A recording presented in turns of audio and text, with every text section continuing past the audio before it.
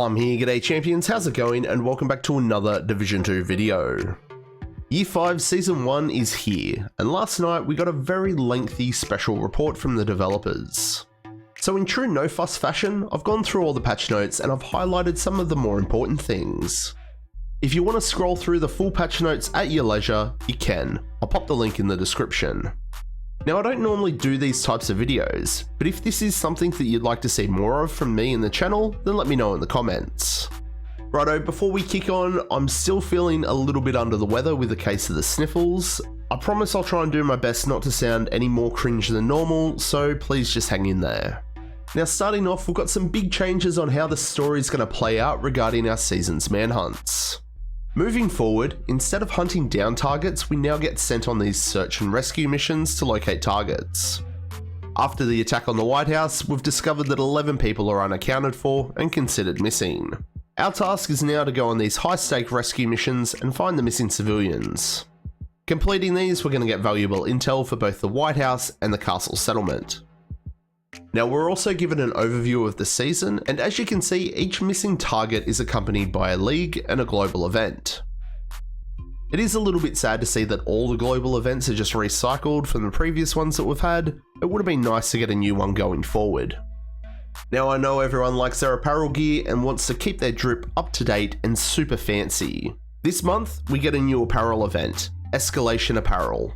It's the same as always with these apparel events. Every 4 SHD levels gained, you'll get an apparel key. Apparel keys can also be purchased at your store for premium credits. This apparel event gear has been inspired by SHD and Black Tusk tech. Next up, we're going to take a look at the XP farming buffs and nerfs. You can see here that the XP rebalancing is all going to be implemented at the start of Year 5, which is today. What do you think about this rebalancing? Let me know in the comments.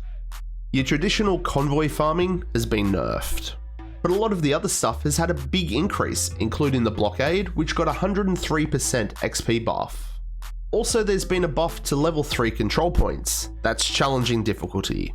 I really think this is going to be a nice one to help those newer players that might not have up to scratch builds for heroic content. I've always said if you just play the game, the XP will find you. But this is going to be a nice chart to show where you should focus your farming time. Next up is the new game mode Descent. This is a simulation based game mode. I'm interested to give it a go, but I do feel like it's going to be another really repetitive PVE game mode. The reward system I feel still needs a lot of work. You do own caches for every 10 levels that you play. There's also arm patches and exotic caches to be earned. Probably the best bit about this is obtaining blueprints. You can earn blueprints for named items from previous seasons and Dark Zone exclusives. This is a nice little touch for players of the PvE community to get some of that DZ exclusive gear without actually going into the Dark Zone. I'm all for this, however I do feel like players should be made to engage with all aspects of the game to earn everything. You never know that someone might learn to love a new game mode just because they were forced to play it just for one item.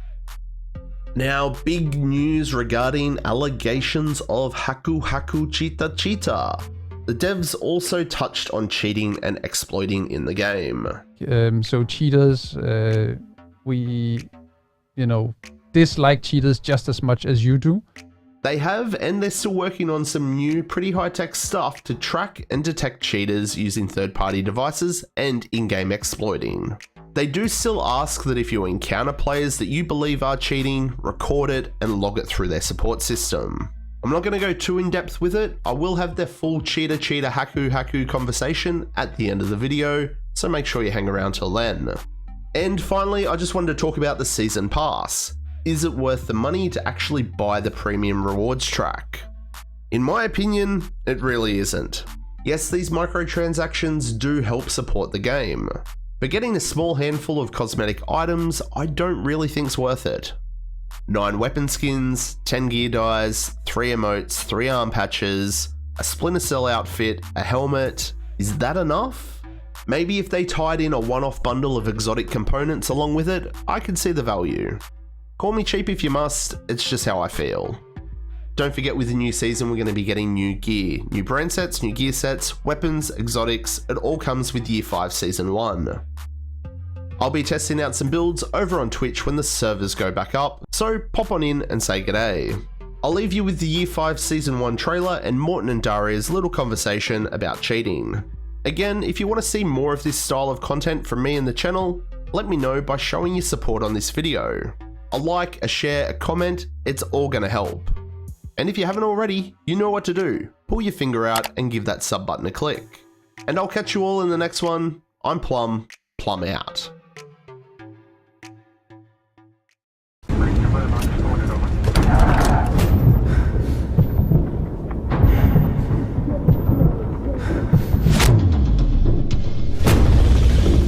Agents have one mission. All the threats we face. All the sacrifices we make. They're in service of one overriding purpose: to protect our community. And if we cannot bring our people home, then we fail that mission.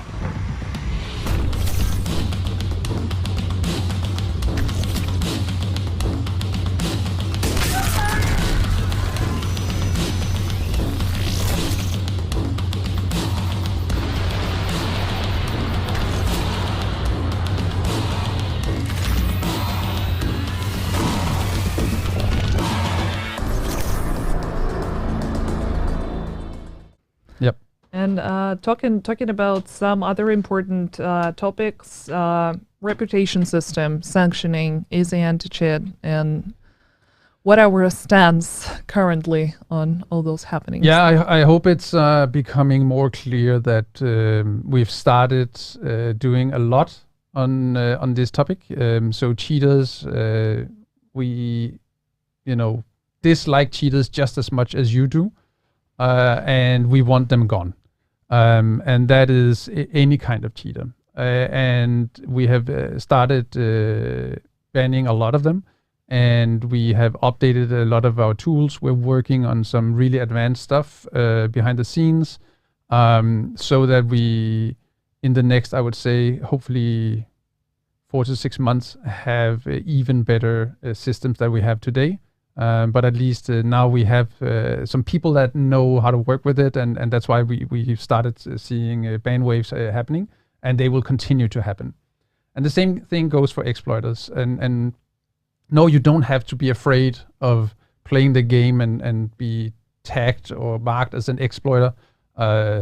These people, they know that they're doing what they're doing is wrong. We're talking many times the XP of what a normal player can accumulate, we have tracking tools in place now, and we also have some automated systems that goes live with the update tomorrow.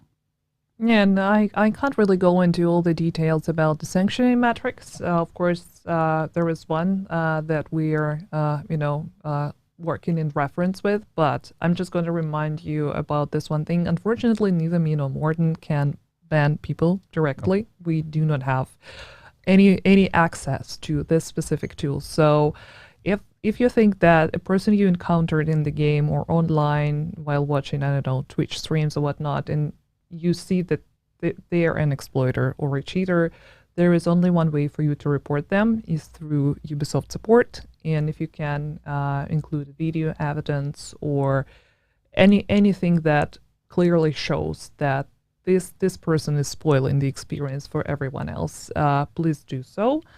But yeah, unfortunately, it's not up to us, the dev team, to ban these people. So just a reminder, please submit your request for Ubisoft support, and I'm sure that we will be able to help you very soon. And talking about the sanction metrics, actually, that's another one very important thing, that if a person, let's say an accidental cheater, right, or they encountered a mechanic that they didn't know is considered cheating, they won't be banned right away. They would be sanctioned for quite some time. But if the exact same person, I don't know, would become a reoffender, so doing that on purpose, knowing that it's not something that they're supposed to do, that it goes against the rules in the code of conduct, that's where this person will be labeled as a cheater and as exploiter in the system and banned from it. Yeah. So cheaters, people that use third-party software to cheat in our game, will be banned from first offense. Period. There's no room for them.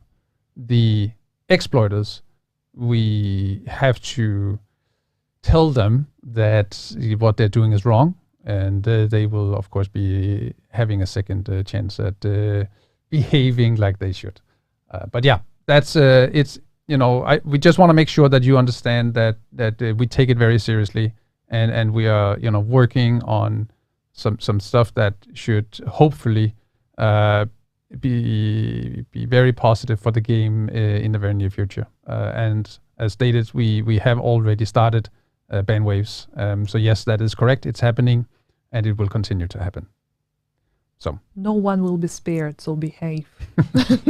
No, we just want to make a fair and fun playground for you, for all of you guys that, you know, play the game legit. And there's nothing more frustrating than to meet these people that just ruin your experience. So, you know, it's for all of you good guys out there. So hopefully that can bring a little smile to your day.